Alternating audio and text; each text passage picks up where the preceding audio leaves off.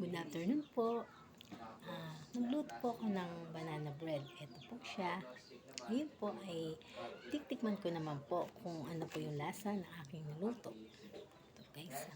Medyo mainit po siya kaya po meron po akong pansalo sa ilalim para po hindi ako mapasok.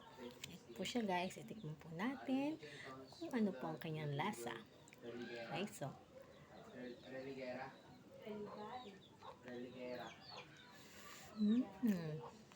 Sarap po talaga. Promise po.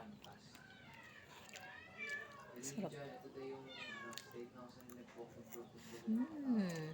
Guys, oh. Thank you po sa panonood. Bye. Banana bread. Ay, ako nalaglag pa. Okay lang po. Thank you.